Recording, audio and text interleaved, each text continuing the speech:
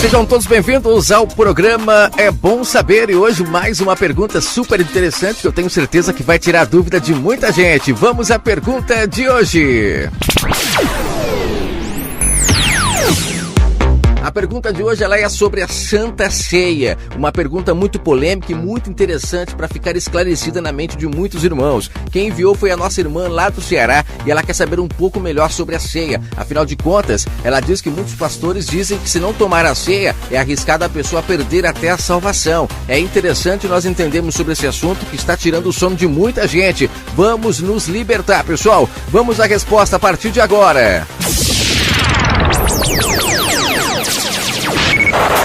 Maravilha, meus irmãos, maravilha. Essa pergunta ela é interessantíssima e eu tenho certeza que depois de hoje o seu entendimento sobre a ceia irá mudar. Quem enviou essa pergunta foi a irmã Adriana, ela é do Ceará, mas eu tenho certeza que muitas pessoas têm dúvidas sobre esse assunto. E nós temos certeza que depois de hoje você vai poder entender claramente sobre esse assunto e, sendo assim, nunca mais será presa fácil na mão desses homens que se utilizam de versos isolados, de passagens isoladas para trazer o entendimento para as pessoas e principalmente entendimento carnal, não compreendem das coisas espirituais. Hoje você terá um entendimento espiritual sobre a ceia. As passagens onde a ceia acontece de fato, elas estão em Mateus 26, do verso 26 ao 29, Marcos 14, do verso 22 ao 25 e Lucas 22, do verso 19 ao 20. Todas essas passagens, elas nos relatam a história de quando acontece de fato a ceia entre o Messias e os seus discípulos. O que acontece ali? Vamos ler. Primeiramente, eu quero ler a passagem que geralmente os líderes religiosos leem, que está em Lucas 22. E por que eles leem mais esta passagem? Porque ela está mais favorável para que as pessoas participem da ceia. Mas é claro que nós vamos ler as outras passagens também para você perceber que tem um detalhe ali muito importante que muitas pessoas não percebem. Até porque praticamente não se lê essas outras passagens, apenas Lucas 22. Em Lucas 22, a partir do verso 19, diz o seguinte: E tomando o pão, havendo dado graças, partiu e deu-lhe, dizendo: Isto é o meu corpo, que por vós é dado. Fazei isto em memória de mim. Verso 20. Semelhantemente, tomou o cálice, depois da ceia, dizendo: Este cálice é o Novo Testamento do meu sangue, que é derramado por vós. Até aqui não tem nenhuma novidade. Eu creio que você já está cansado de ouvir esses versos aqui no dia da ceia. Agora vamos ler o que está escrito nas outras passagens para você perceber que tem algo de diferente nessas outras passagens. E é claro, depois de lermos, nós iremos renovar o nosso entendimento para perceber que tudo aquilo que o Messias fez ali já aconteceu no madeira e que hoje na graça não é necessário mais praticarmos mais aquilo, porque afinal de contas o Messias estava praticando aquilo na época da carne. E é necessário entender, enquanto o Messias está em carne, a época da carne não se findou, ela só se finda no madeiro, e a partir do madeiro começa-se o mundo espiritual. Calma que você vai entender tudo até o final dessa resposta. Vamos ler agora as outras passagens para nós entendermos o que tem lá de diferente que em Lucas 22 não tem. No verso 26 de Mateus 26, ele começa fazendo a mesma declaração. Enquanto comiam, Jesus tomou o pão, abençoando-o, partiu e deu aos seus discípulos e disse: Tomai e comei, isto é o meu corpo. Até aí nada diferente. No verso 27 ele diz: E tomando o cálice e dando graças, deu-lhe, dizendo: Bebei dele todos. E no verso 28 ele diz: Porque isto é meu sangue, o sangue do Novo Testamento. Olha só, ele estava tomando um vinho ali naquele momento e dizendo: Este é uma sombra do Novo Testamento, do sangue do Novo Testamento. Este sangue é derramado por muitos. No caso, seria derramado no madeiro, é claro, ele estava ali antes do madeiro contando. É necessário fazer esse antes e depois do madeiro para você compreender. Ele disse que esse sangue iria redimir o pecado de muitas pessoas. Agora repare no verso 29. E digo-vos que desde agora não beberei deste fruto da vide. Quando ele fala fruto da vide, ele está se referindo de fato ao vinho, literalmente. Ele diz o seguinte, olha só: Eu digo-vos que desde agora vocês não beberão mais do fruto da vide. E ele diz até o dia que não era para se beber mais do fruto, do vinho, literalmente. Ele diz que este dia era até o dia em que ele estaria conosco no reino do seu Pai. Leia o verso 29 de Mateus 26. E digo-vos que desde agora não bebereis desse fruto da vide, até aquele dia em que beba novamente no reino de meu Pai junto comigo. Eu sei que depois de ouvir isso você está pensando, mas eu nunca li essa parte. Por que eu nunca li? É porque o sistema ele manipula os textos que eles querem que vocês leiam e os que eles não querem que vocês leiam. Agora vamos ler a outra passagem, que é Marcos 14, onde acontece a mesma história. E você vai ver que ali também é comentado que não é mais para tomar desse vinho, até o dia de quando? O dia de todos nos encontrarmos com o Pai em seu reino. É claro que nós temos que entender o porquê que não era mais para tomar daquele vinho. É porque aquele vinho, ele era sombra das coisas futuras. Sombra. Lá não era a realidade. Lá o povo era carnal. O Messias estava utilizando o vinho físico, o pão físico, para mostrar a eles o mundo espiritual. Era difícil de eles compreenderem que o Messias, ele era o pão. Ele era o vinho, o entendimento, as coisas que ele falava, era de fato o vinho que as pessoas precisavam beber. Tanto é que ele usa diversas vezes aquela parábola quando ele fala que é impossível colocar vinho novo em odre velho. O vinho novo era as suas palavras e o odre velho era o entendimento do povo de Israel. Ainda era um entendimento carnal. Eles precisavam renovar o entendimento para compreender de forma espiritual. E aí tudo o que o Messias falava se encaixaria. É por isso que muitos não compreendiam o que o Messias falava, porque o odre ainda estava velho. Então o Messias ele se utilizava de muitas parábolas, de muitas maneiras físicas para mostrar o mundo espiritual. Então quando ele pega um pão e ele parte e dá um pedacinho para cada um, nada mais, nada menos, ele está como demonstrando o que aconteceria com ele no madeiro. E o seu vinho é a sua palavra. Ele estava mostrando de forma física o mundo espiritual, mas para Israel, que era carnal. Eles eram tanto carnais que eles conseguiam enxergar o verbo da vida. Jesus, ele é o verbo da vida. Ele é invisível, ele não é visível, mas para Israel ele se tornou visível, porque lá era a época da carne. A maior dificuldade das pessoas não compreenderem isso é que muitos pensam que para os gentios a graça começou no nascimento do Messias, e para os gentios a graça não começou ali, a graça começa na cruz. A partir do momento que o Messias ressuscita, então aí nós podemos adorá-lo e buscá-lo em espírito, porque a partir dali ele passou a ser espiritual. Ele disse, o Pai busca os que o adorem em espírito. Lá em Israel o povo buscava de forma carnal, por isso que tudo era físico, o templo era físico, a pedra era física, a água era física, o vinho era físico, o pão era físico, tudo era físico, porque o povo de Israel, eles eram carnais. O Messias veio, cumpriu toda essa etapa carnal para nos entregar o mundo espiritual, para que agora buscássemos o Pai espiritualmente. Para Israel, a graça começou no nascimento do Messias, porque ali ele começa já a derramar um vinho novo sobre Israel, um novo entendimento. É por isso que sempre o Messias, as pessoas perguntavam as coisas para ele e diziam, a lei diz tal coisa, e você o que diz? Ele dizia de uma forma mais completa o que a lei dizia. Por quê? Porque ali ele renovava o entendimento, ele trazia um vinho novo para as pessoas. Mas muitos não aceitavam porque ainda estavam com o odre velho. É necessário renovar o entendimento para compreender. Vamos ler agora o que está escrito em Marcos 14, no verso 25 mais exatamente. Quando eu digo verso 25, não pense você que eu estou usando o verso isolado. Você pode ler todo o contexto. Mais exatamente, ele começa no verso 22, a questão da ceia. Mas no verso 25 ele vai dizer a mesma coisa que está escrito em Mateus 26, no verso 29. Olha o que ele diz. Em verdade vos digo que não é para vocês beberem mais do fruto da vide, até que aquele dia em que o beber de novo comigo no meu reino, no reino de meu Pai. Então olha que interessante, ele aqui faz uma alerta novamente, não é mais para vocês beberem. Mas em Lucas 22, por incrível que pareça, este detalhe não está escrito, e os líderes utilizam geralmente essa passagem. Mas é claro, se eles utilizarem Mateus 26 ou Marcos 14, dificilmente as pessoas perceberão, afinal de contas elas já estão inseridas em um contexto totalmente apostasíaco.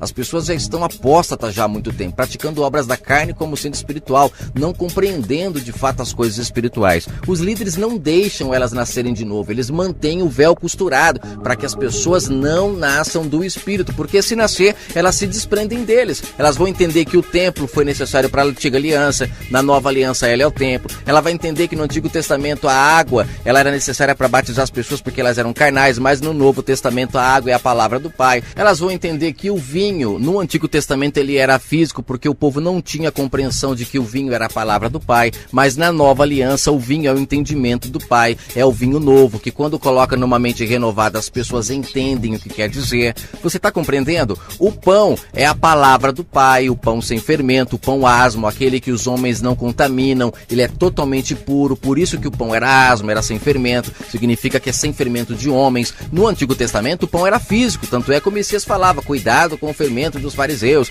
Por quê? Porque eles vão levedar a massa, eles vão colocar muita mentira no meio da palavra pura e vocês vão se contaminar. E é o que está acontecendo hoje. As pessoas estão ouvindo palavras fermentadas desses líderes, homens que querem viver da lã da ovelha e precisam manter as pessoas na carne para poder ter esses resultados. Então é necessário você se libertar desses homens e seguir um único pastor, aquele que morreu por você para que você buscasse ele agora espiritualmente, ou seja, de forma individual, sem intermédio de homens. Se você não compreender isso, você vai continuar praticando obras que foram necessárias para Israel, porque eles eram carnais e, consequentemente, você será um carnal também na época de hoje, aonde era para você ser um adorador espiritual. Bom, como o tema dessa resposta não é trazer a realidade de todas as sombras, eu não vou aqui falar todas as sombras, porque poderia falar sobre a Arca da Aliança, poderia falar sobre os mandamentos, poderia falar sobre tantas coisas, mas eu quero falar é sobre a ceia. Nós já lemos então em Mateus 26 a questão de que não é mais para beber o vinho da virgem, não é mais, é só na glória que é para acontecer isso novamente. Em Marcos 14 fala a mesma coisa,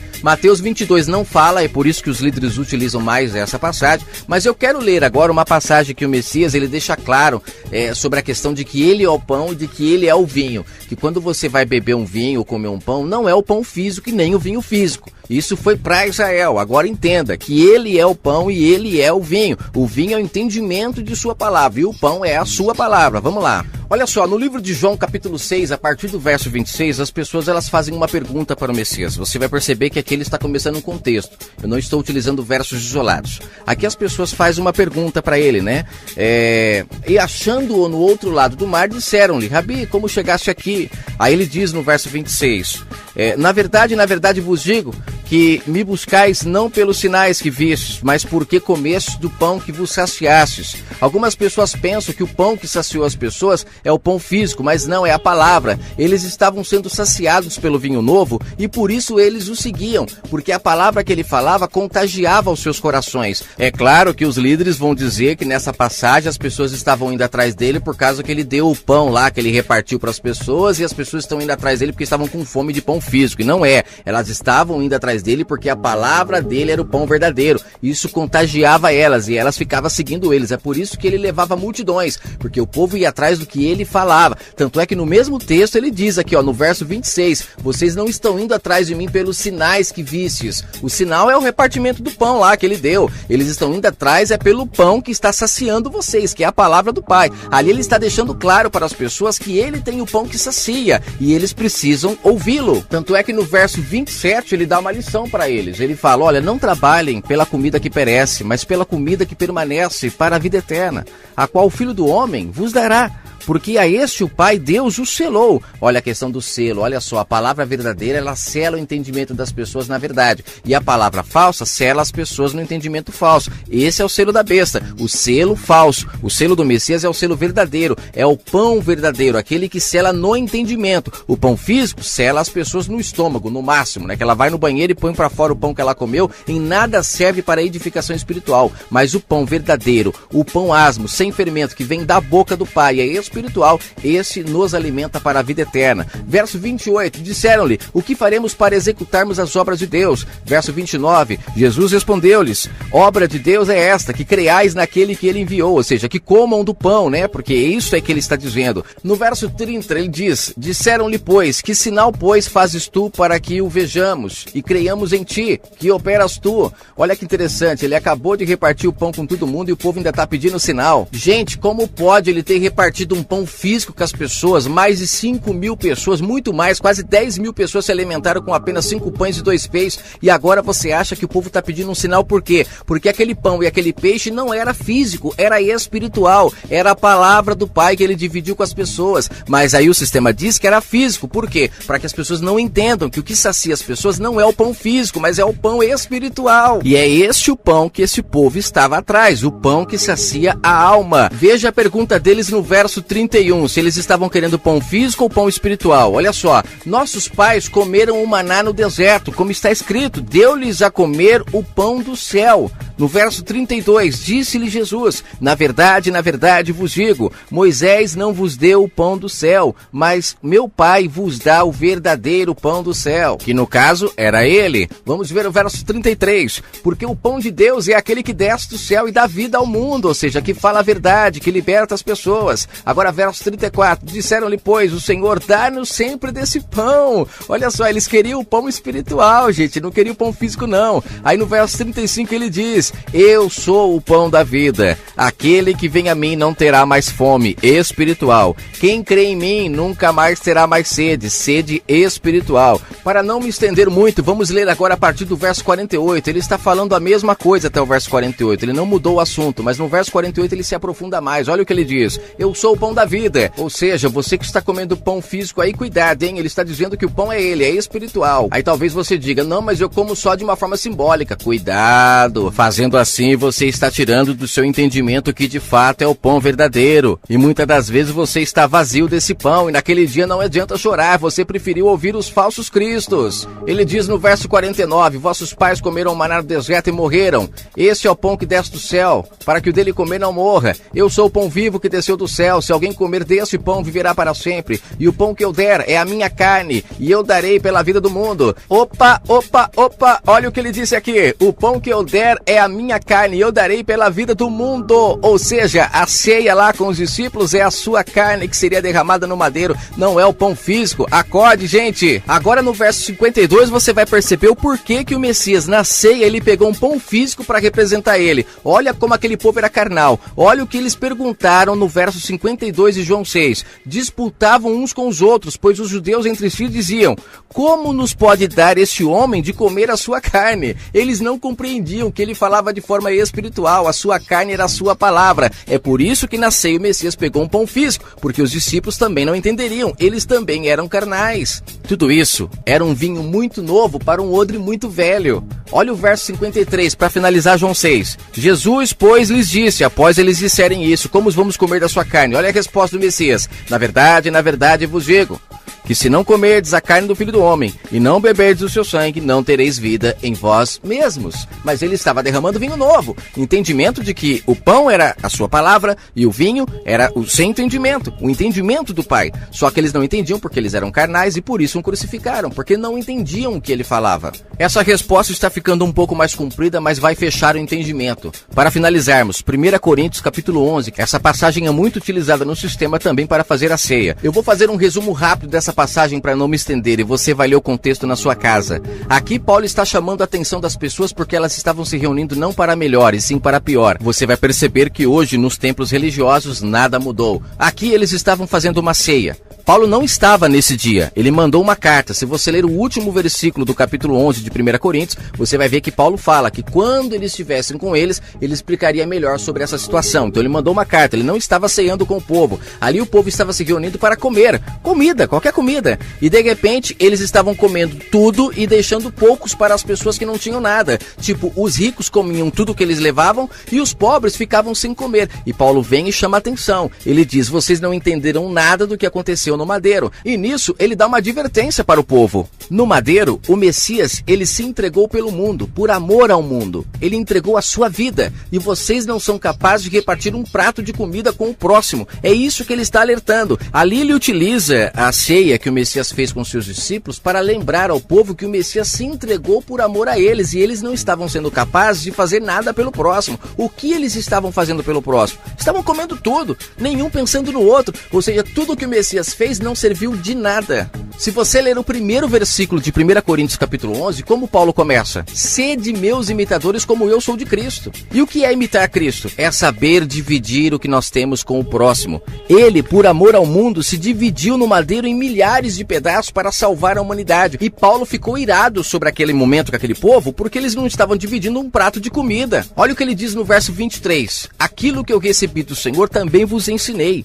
Paulo não estava na ceia lá com o Messias e os discípulos para receber nada dele. O que ele recebeu foi ensinamento. Aprender a dividir, assim como o Messias naquele momento estava propondo que ele iria dividir a vida dele para a humanidade toda, que nós também possamos agir dessa forma para com o próximo. Eu não gosto de pular versículo. Eu quero que você leia esse contexto todo na sua casa. Eu não quero me estender muito, porque infelizmente tem pessoas que para assistir uma novela de 1 hora, ela fica sentada assistindo. Mas para ouvir um áudio tão importante desse, muitas das vezes, se não for curto eu não ouço. Então eu preciso fazer de uma forma reduzida para que as pessoas possam ouvir. Mesmo assim ainda estou me alongando um pouco. Mas olha só, no verso 25 ele diz, depois ele falar que recebeu o pão, que recebeu o vinho, ou seja, o pão é a palavra, o vinho é o entendimento do Pai, e ele está repassando para o povo. Por isso que ele disse, isso que eu recebi do Messias, eu vos ensinei. Ensinou o quê? A ser imitador do Messias, a também repartir como ele repartiu. E no verso 25 ele diz, semelhantemente, depois de cear, tomou o cálice, dizendo, este é o cálice do Novo Testamento, do meu sangue. Fazei isso todas as vezes que beberdes em memória de mim. Olha só, Paulo está incentivando as pessoas a ficarem tomando ceia direto, participando de ceia várias vezes, sendo que o Messias disse que não era mais para fazer isso até o dia do seu reino, onde todos se encontrassem com o Pai na glória.